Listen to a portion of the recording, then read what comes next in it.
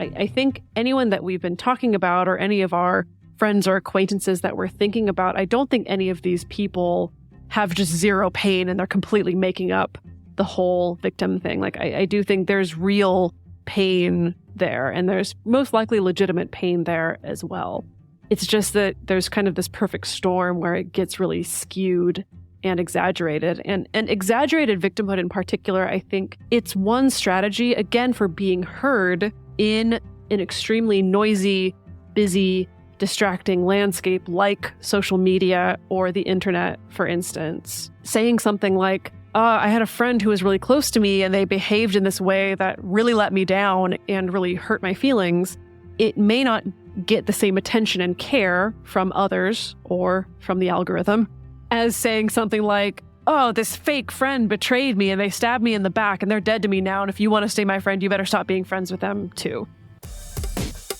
Welcome to the Multiamory podcast. I'm Jase. I'm Emily. And I'm Dedeker. We believe in looking to the future of relationships, not maintaining the status quo of the past. Whether you're monogamous, polyamorous, swinging, casually dating, or if you just do relationships differently, we see you and we're here for you.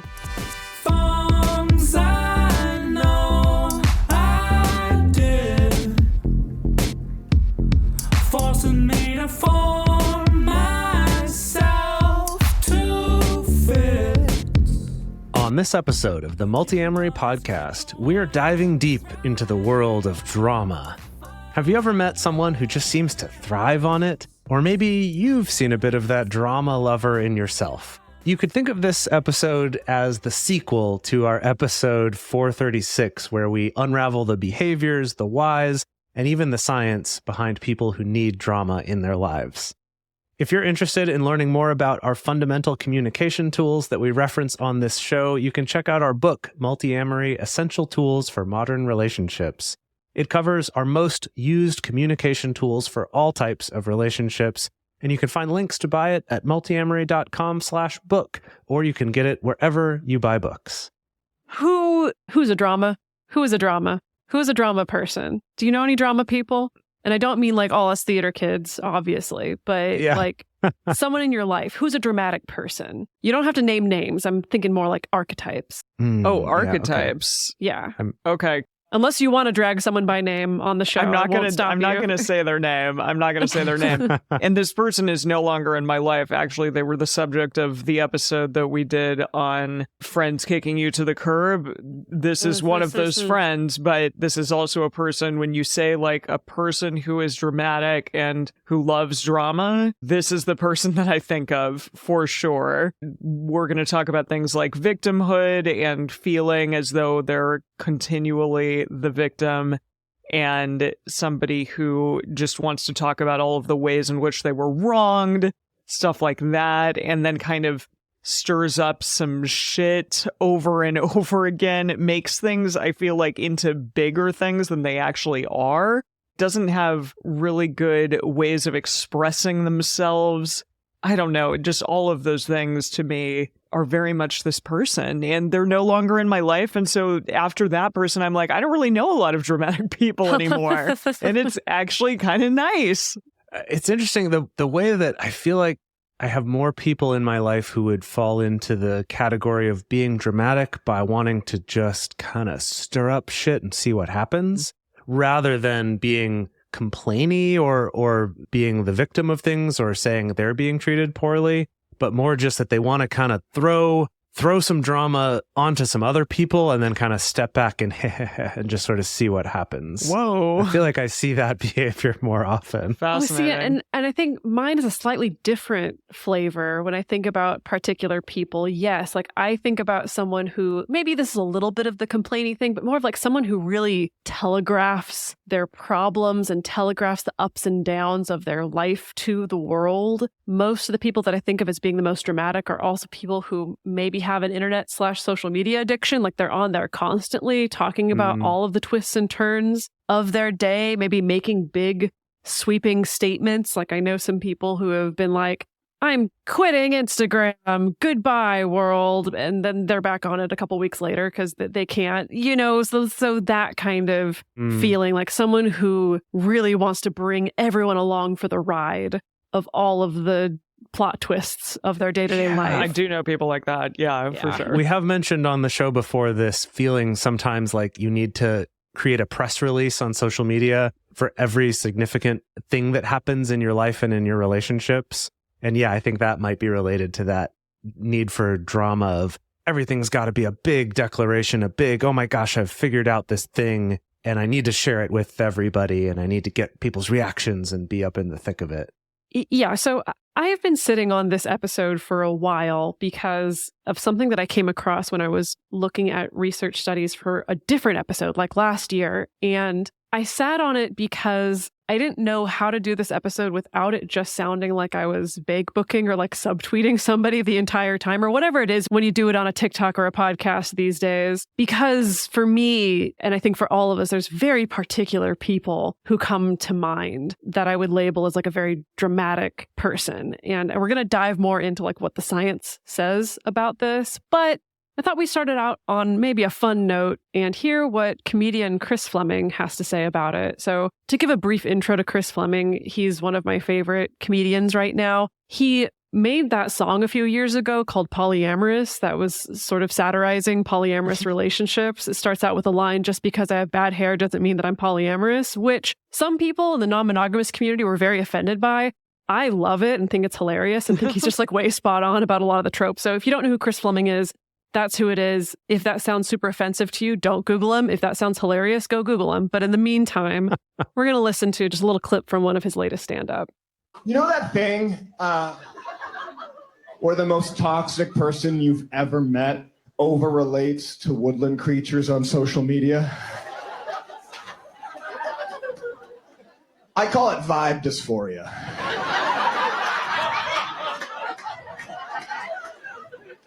She'll put up a picture of a mouse in a jean jacket and write, "It's me." That is not you.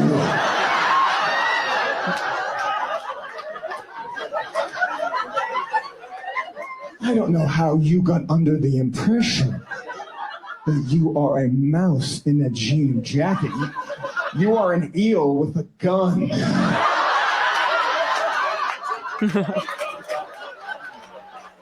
She'll put up a picture of a toad, a cute little toad, running through the forest with a little basket of mushrooms and write, "Me doing my little things." Your little things? Oh, madam, there is nothing little about your things. You gave me psychosexual issues I'll carry to my watery grave. I wanted to show that clip because I think there's another important piece to the dramatic person, which I think is also a complete unawareness of the drama. Yeah. And if anything, I think a lot of people who are the most dramatic will also be the first to claim that they hate drama. Have you found that? I don't know. Not as much with the examples that I'm thinking of. Really? Yeah. The one thing that I've found with dramatic people is that it's difficult for them to keep relationships, meaningful friendships, especially in their life, because somehow eventually they feel victimized by that person who's their friend, and so they have to cut them out of their life entirely. But yeah, saying that they don't love drama, maybe they haven't said that, or maybe they have secretly to themselves, and it's just a complete lie. It's not real. I'm just trying to think about my example of people who their form of drama is more, I want to stir up shit and see what happens.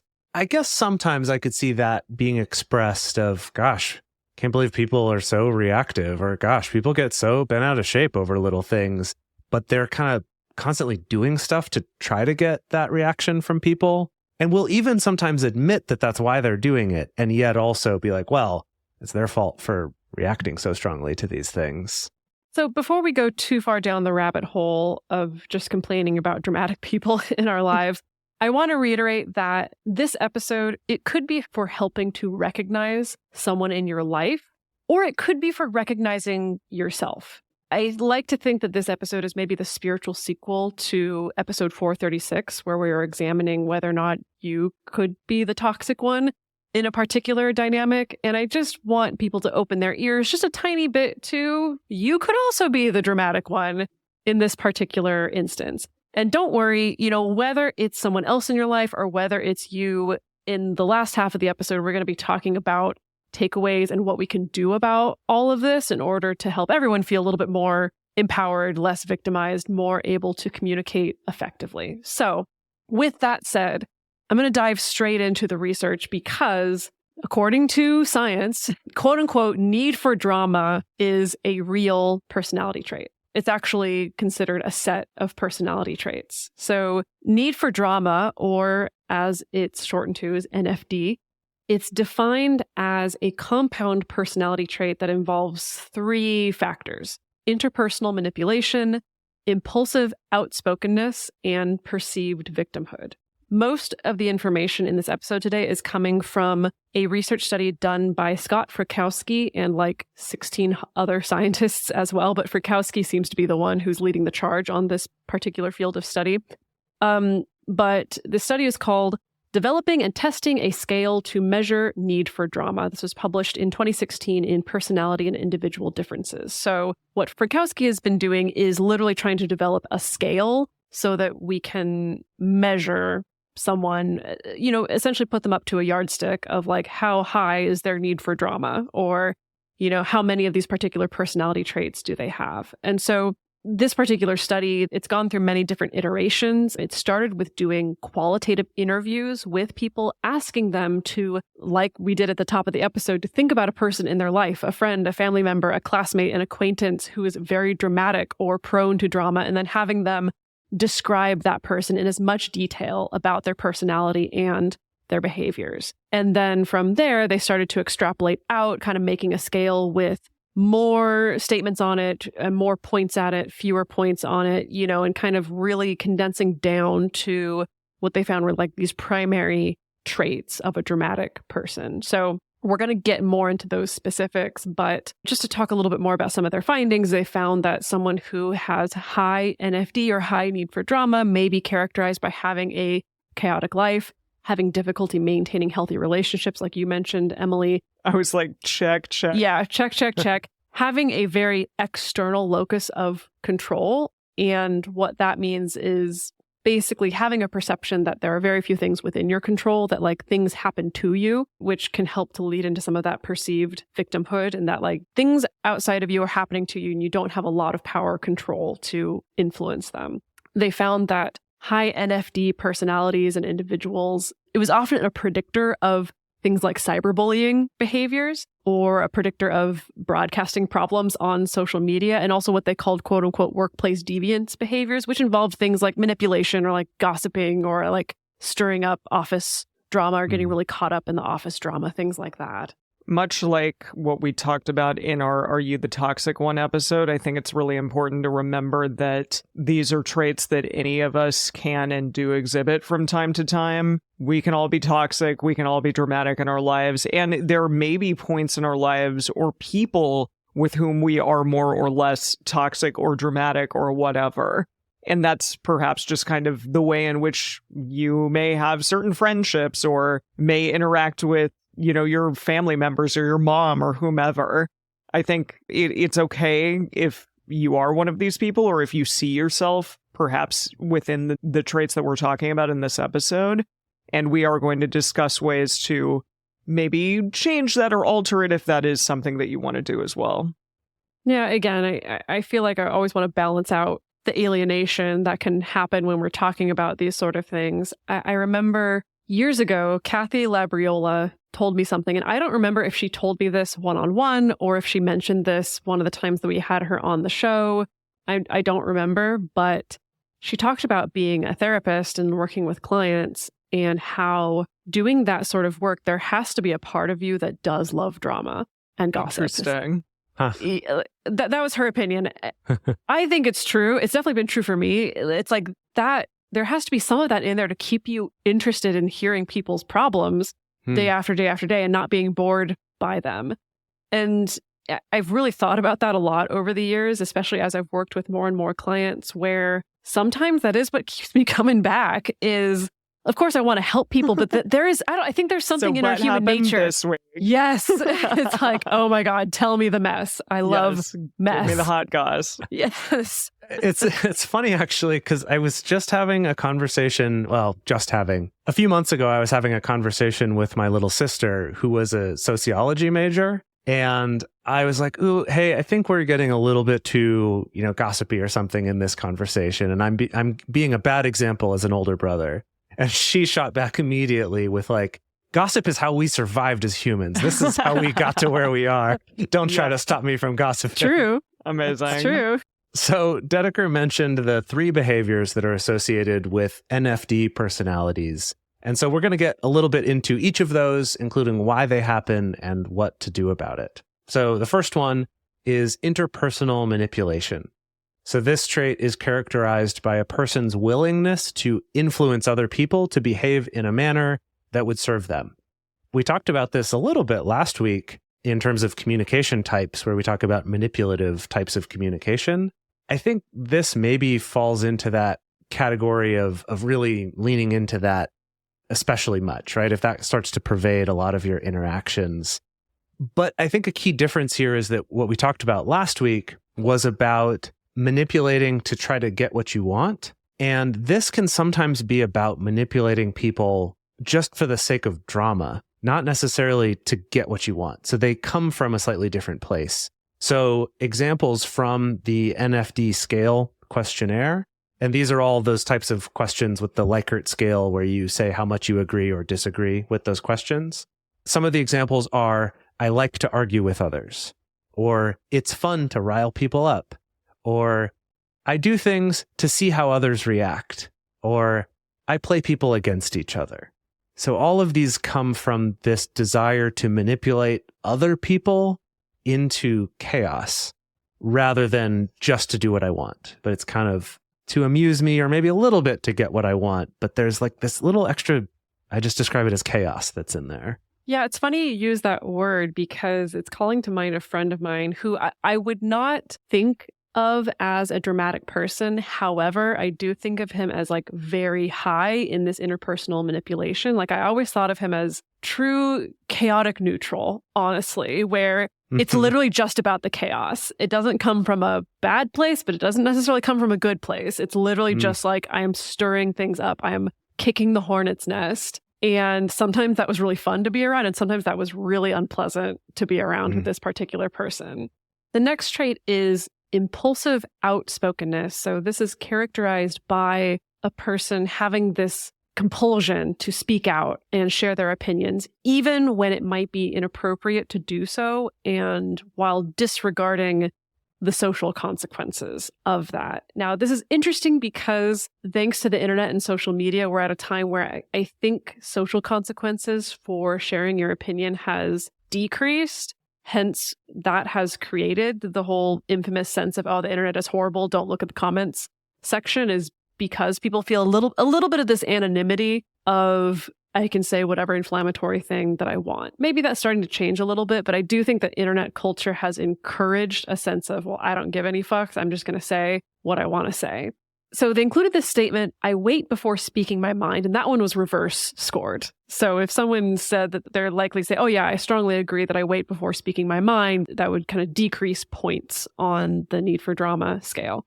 But it also includes statements like, I pay for speaking my mind. So suggesting that, I do speak my mind and then there's negative consequences. And it's hard to hold my opinion back. It's funny because I'm thinking about some people in my life who I would say fall into this area, this trait of this kind of, it's almost like once I became aware of it, I'm able to even watch it play out where I kind of see them have a reaction or an opinion about something. Maybe I know that they have this opinion on this particular topic.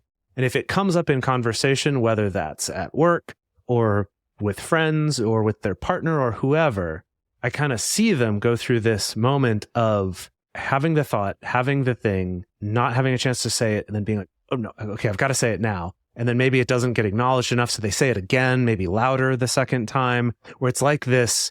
And I do think it's a bit of a compulsion. It comes across that way of, I can't rest. I can't calm down until I have expressed this thing until I've said this thing. And so that is really interesting to see that on this drama scale, because yes, there does tend to be a lot of chaos and drama surrounding them and some difficulty sustaining healthy relationships. But I wouldn't have immediately thought of drama. But it does make sense. It does fit, actually. But I wouldn't have initially put that label on them. It is interesting to me how both last week's episode and this week's episode are a little similar in ways, because it's talking about how this potentially dramatic person is asserting themselves or kind of expressing themselves to the world, and that sometimes that can be in potentially those more manipulative or passive-aggressive ways, depending on the situation. I mean, with this one, the speaking their mind compulsively, I feel like that could be more manipulative or even aggressive at times. Yeah, I think there's an overlap, but they're not quite the same. Like the motivation behind it isn't quite the same. Because with this impulsive outspokenness, I don't think is always related to needing people to do a thing you want or to agree with you, but it's like, I just have to say it. Versus what we talked about last week was a little bit more about what lengths will I go to try to win and get the thing that I want. And there could definitely be overlap. It could be both for sure. But that's really interesting to think about how they might be coming from a different place. And so what you might want to do about it, which we'll get to in the second half of this episode, might be different depending on where it's coming from and what the motivation for it is. The next behavior associated with NFD personalities is this persistent perceived victimhood. Victim is a word that when I was younger was definitely like a bad word in my family. Like, don't be a victim. Don't play the victim. Or you are playing the victim, don't do that. So I have like a really big negative connotation to that word. I don't want to be perceived that way, even though if at times maybe I do feel like a victim. I'm sure we all feel like victims at times, but perhaps those who are more dramatic see themselves as a victim more often than not. And when I think about the person who I have been talking about, who I really see as exhibiting these behaviors, they across the board for 90% of the time saw themselves as a victim whenever I spoke to them. So it is this propensity to constantly perceive oneself as a victim of everyday life circumstances that many people would dismiss as just being fairly benign. And high NFD individuals may use this perceived victimization as a justification for manipulative behaviors. There's that word again.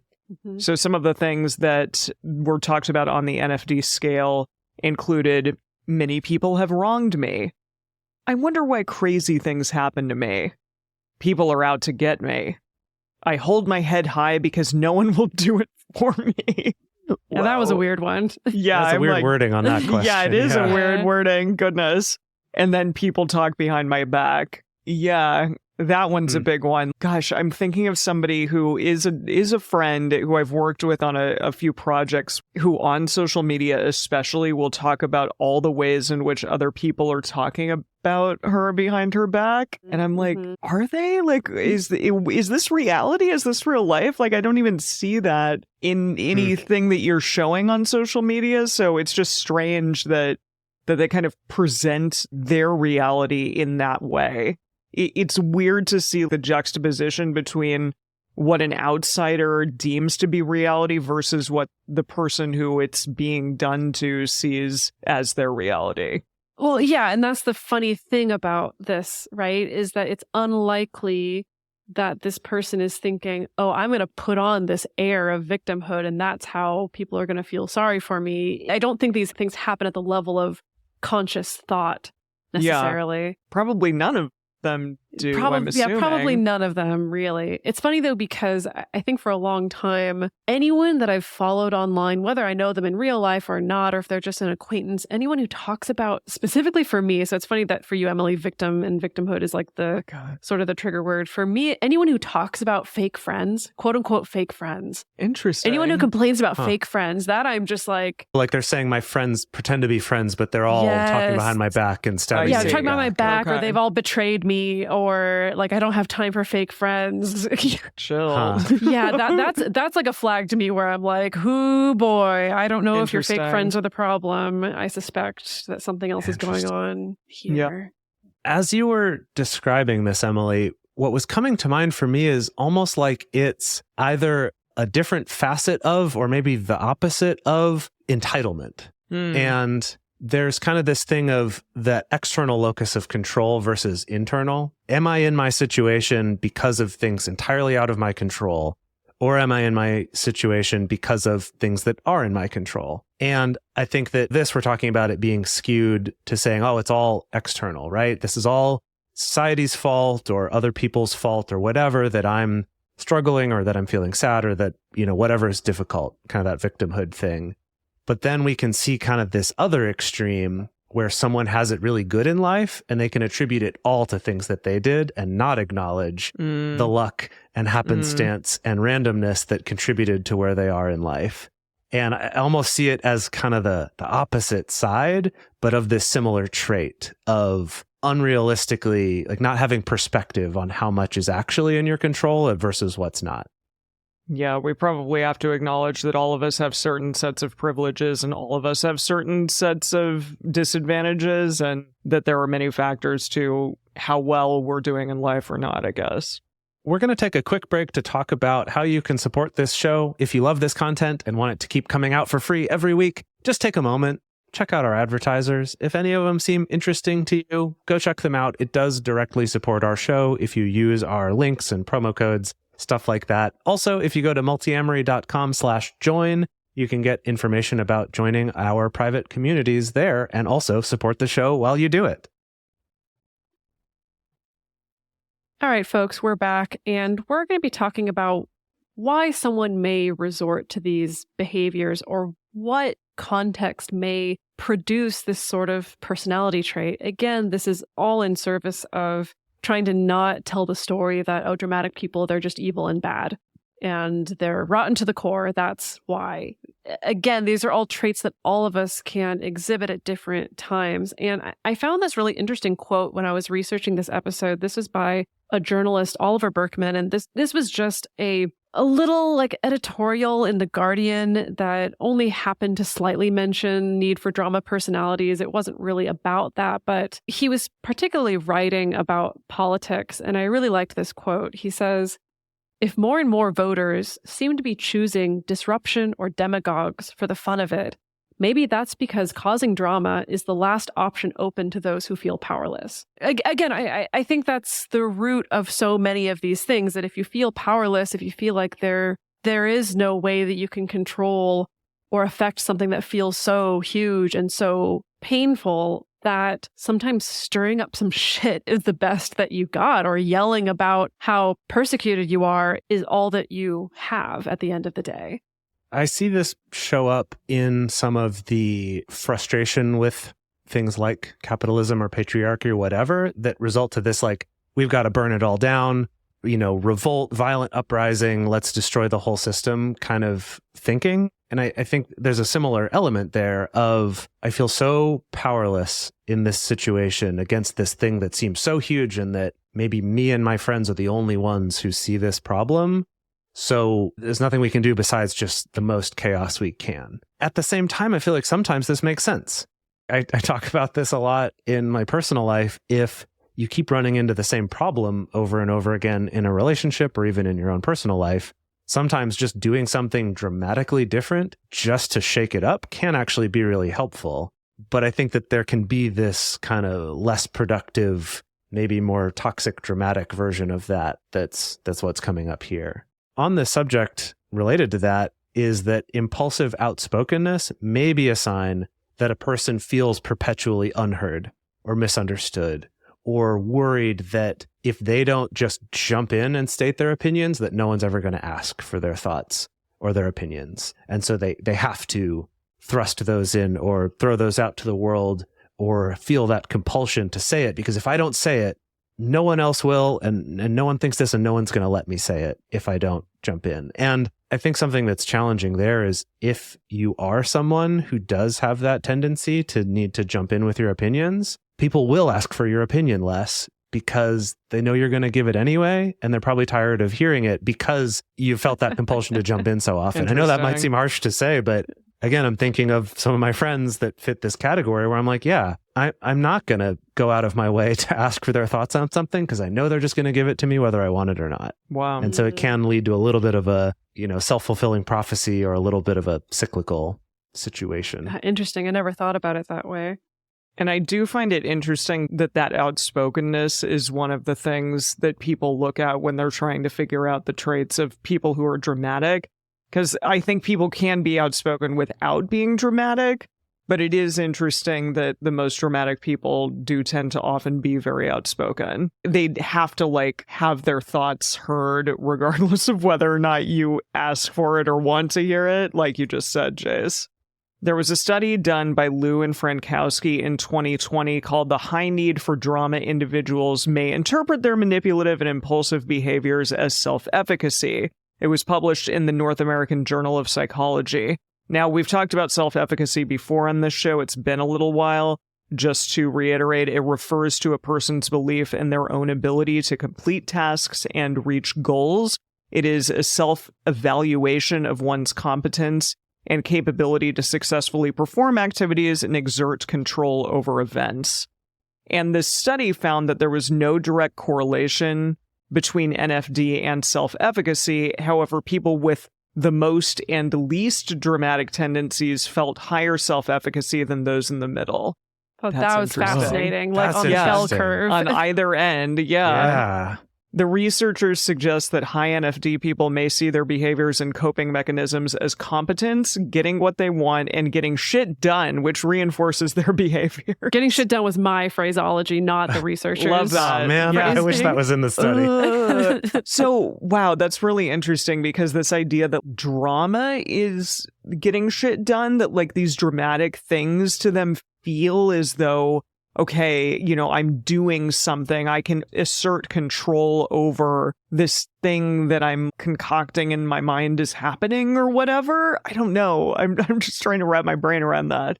Yeah, I'm wondering if, we've talked about where these behaviors would come from, right? So if we call it drama, it's hard to think about. But if we look at these three traits, this interpersonal manipulation, impulsive outspokenness, and persistent perceived victimhood, that if you think about those as coming from these internalized feelings of an external locus of control, so things are out of my control, or no one wants to hear my opinion, or I'm powerless, or I might get overlooked, that then the behavior of speaking out about that and talking about it on social media, broadcasting these things, talking about how much everyone's out to get me, is a way of trying to exert some control when I perceive that I don't have any, even if it might be coming from more internalized thoughts than actual reality. So I think it does make sense if you look at it that way of it's not that they think having those thoughts makes them higher in self-efficacy, but it's doing something about those thoughts. Yeah. Well, yeah, okay, I'm doing something about it. So I guess that's good, right? I've learned to do that. That must be good. Well, it makes me think of the Chris Fleming clip about the vibe dysphoria, where you can have someone who thinks that they're just sweet and harmless going about their day, just living their life, when the impact on others around them is extremely negative. So that's what it makes me think of, that maybe this can be more of this aggressive, well, I don't give a shit what anyone thinks, so I'm just going to say my mind. And that's me feeling like I'm being very effective and able to take charge and take life by the horns and get through a difficult situation, or what I perceive to be a difficult situation. So in that way, I think it makes sense. Now, can y'all explain to me your theories about why people on the very low end of the dramatic scale may also have a high sense of self-efficacy? Can we put that puzzle piece together? I mean, based on the way that this need for drama is described, it seems like someone who would be low on this would actually be high in self-efficacy. Truly, yeah, because they don't need the drama to fuel that self-efficacy in any way. They just have it inherently, perhaps. Yeah, they might feel more in control and they do have high efficacy.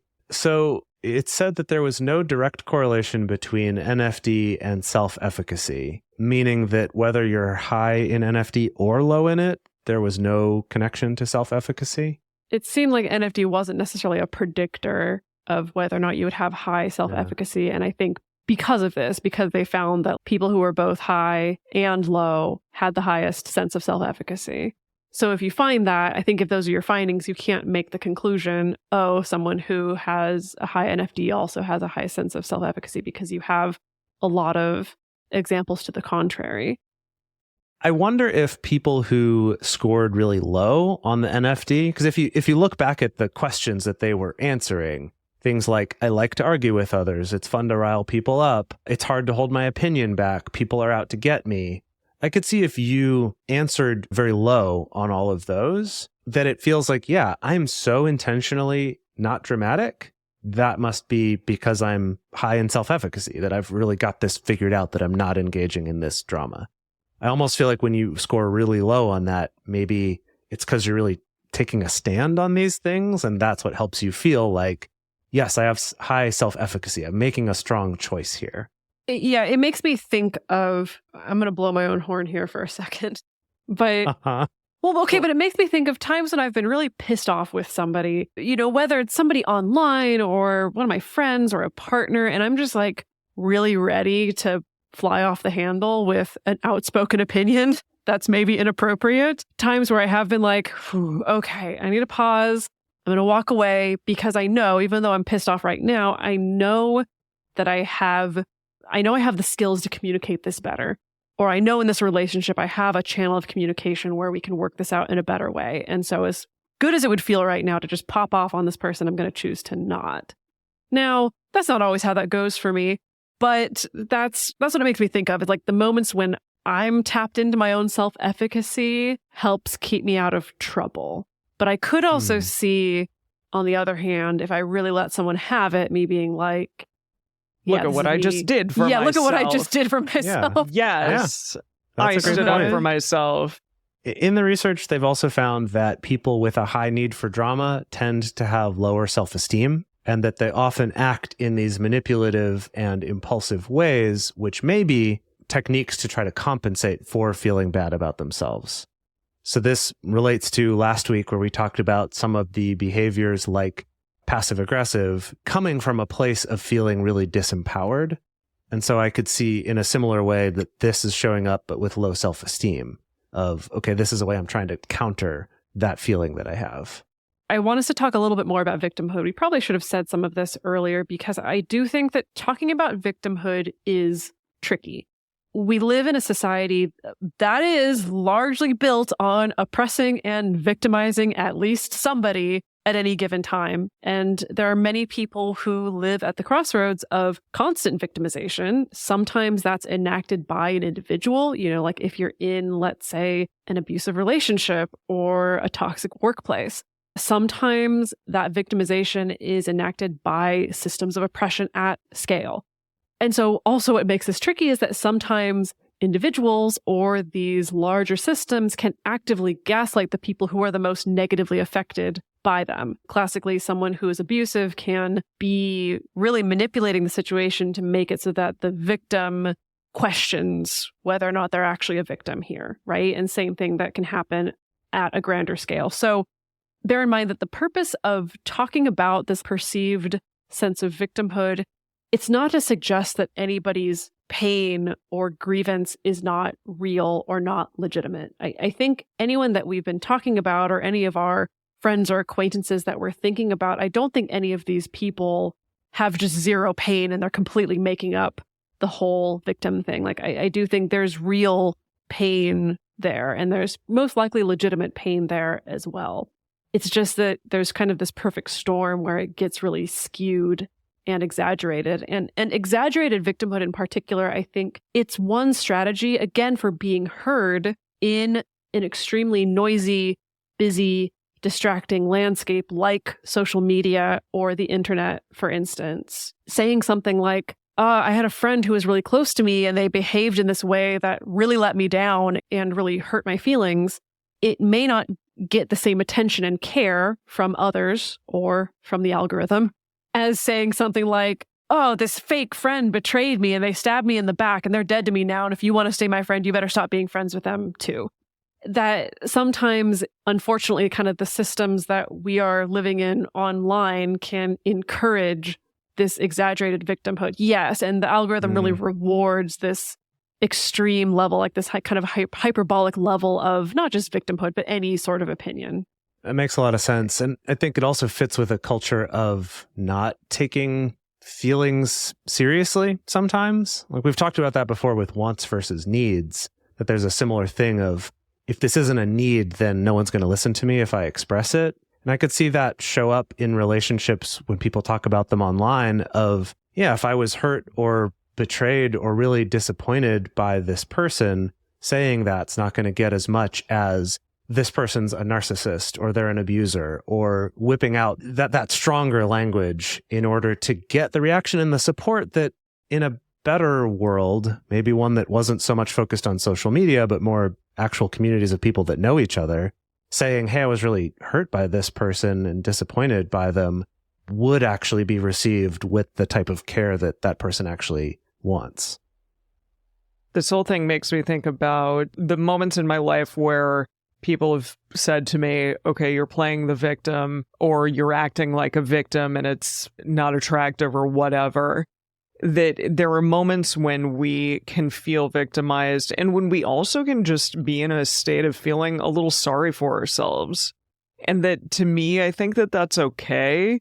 At times, we are just going to be in those states. And we shouldn't make people feel bad about that. I don't know. Maybe I'm just saying that and I shouldn't play the victim, but whatever. No, I think that's why Emily, this is so charged for me. No, I should have said at the outset, like I said in the This is toxic not about episode, you, Emily. this episode is not for you, Emily. Thank you. No, I want to throw out there that, like, I think it's okay for people to have moments of feeling sorry for themselves and to feel bad about something that happened to them, because shitty things happen to all of us. There's nuance again, and that it's okay to feel sorry for yourself at times. Yeah, okay, yeah. So here's the deal. I feel like I'm unlocking more puzzle pieces of Emily right in this very moment. So I also think related to this, though, is that, again, there can be very real pain here. There can be these past traumatic patterns of being wronged or of being betrayed, either by individuals or by your caregivers or by society at large. And that can create this expectation that the same pattern is going to happen again and again and again. That can create this sense of paranoia, hypervigilance, a sense I can't really trust anybody.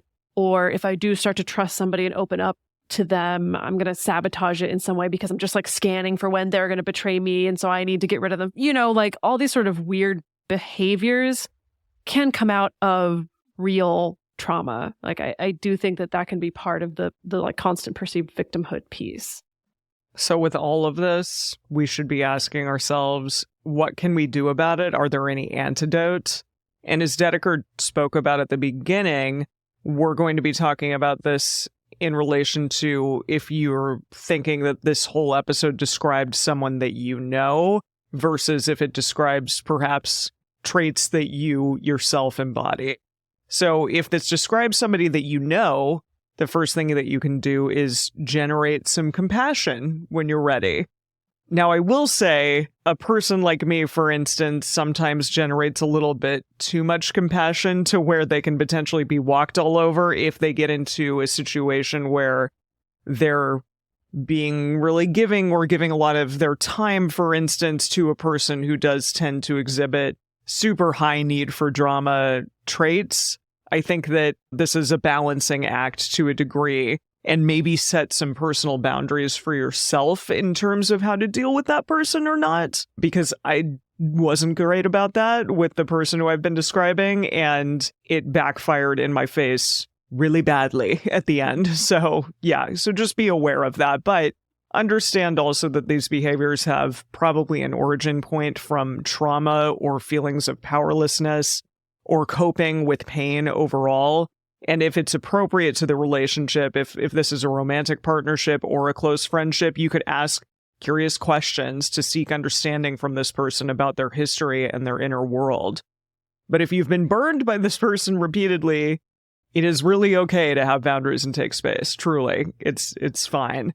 And you don't need to work on being compassionate right away if you're working on healing from what happened within that situation. I think this is so good for me to say.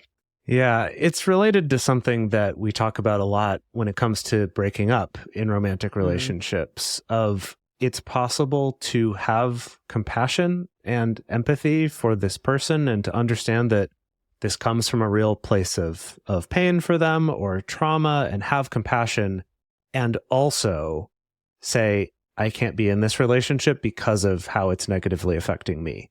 Or having some boundaries where maybe it's not cutting off the relationship entirely, but putting some things in place so that you're not constantly being hurt by this person. So there can be both of those things at the same time.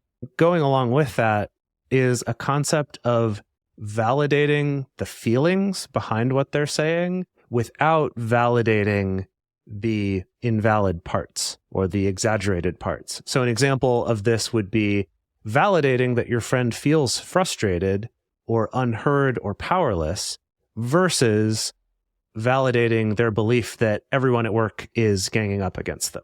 That, maybe validating some of the experiences, because maybe there's a little bit of truth in there, but not just jumping right into, oh my gosh, you're right. Yeah, everyone's against you, and encouraging that way of thinking of this, everyone's talking behind my back kind of way of approaching things.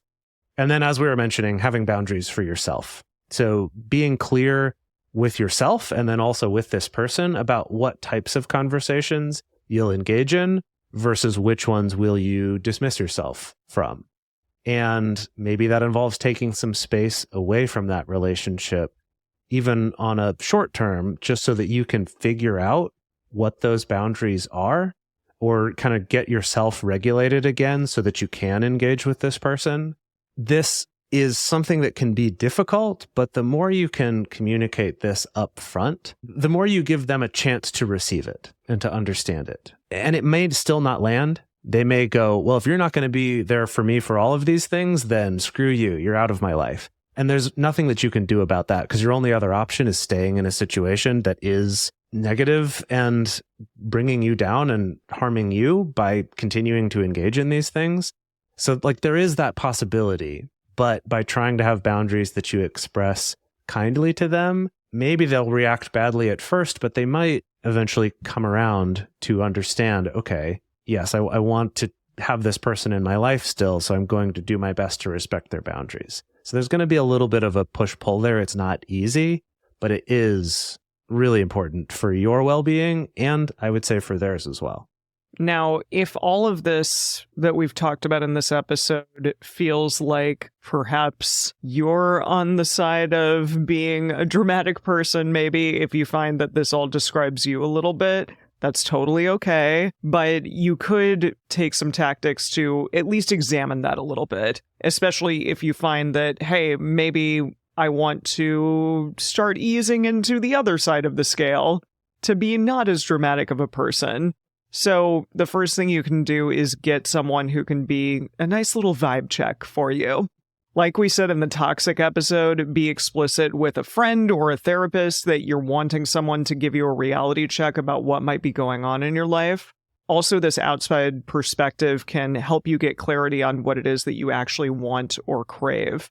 And a really nice thing to do, I know that this is something that's probably said in a lot of self-help things, and an overused concept, but have a dialogue with your inner child. The need and the feelings of being dramatic, I think, often come from a lot of childish and younger tendencies that kind of creep up when we feel like we're super powerless or have no agency in our life. We might have weird behaviors that were similar to what we did as kids. Maybe you can look at some of those behaviors and ask yourself, is that something that I did as a young person? Do these feelings bring up any memories from the past? Am I remembering something that felt really toxic or traumatic as a kid that I'm kind of playing out over and over again in my life? Maybe what you wanted as a young person is something that you can actually aspire to have more in your adult life, or that you have more agency over in your adult life, even though it can often feel like we don't. Ideally, as adults, we do have more power, and we do have the ability to change things that were once really challenging for us into something that can be easier and ultimately heal from those toxic times or those challenging times that we had as kids.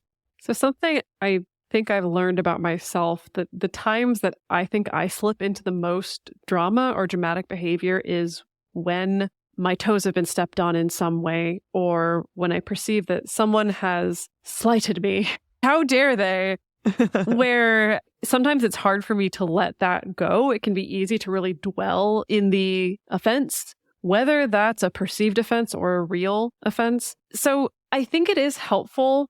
It's kind of the same way that, Emily, you're talking about, like, I think it's okay to sometimes have a little pity party for yourself or to feel bad for yourself. I think sometimes it's okay to have a little bit of tantrum time on your own in a controlled dosage. I mean, I don't mean tantrum time like just go off on all the people that are around you, but I do think it is okay to sit with the hurt. If you feel like someone has said something mean to you, or they disregarded you, or they were rude to you, it's okay to sit with that hurt because that sucks. Again, I think the theme here is it's okay to acknowledge the real pain and feelings that are going on. But once you've given yourself that time, then it's time to practice the solution-seeking muscle. And things like solution-focused therapy or acceptance and commitment therapy, or specifically coaching, working with a coach, can be really great for that. But this is something where sometimes it can be helpful to give yourself a container to feel mad and sad into. It could be like, okay, for the next hour, I'm going to let myself get so pissed off about how this person slighted me or wronged me. And then after that, I'm going to put it to the side, and then I'm going to think more about, what do I do now? Or maybe, do I need to just let it go now? That's an option as well. And if you find that you're identifying with some of the impulsive outspokenness attributes, so examples of this, again, from the questions, are things like, I pay for speaking my mind. So if you do recognize that there's this pattern that people will get mad at me or upset with me for speaking my mind, or that I have a hard time holding my opinion back when I realize, maybe part of me realizes that there's going to be consequences for that. Some things that you can think about there is, one is just finding ways to slow down your process.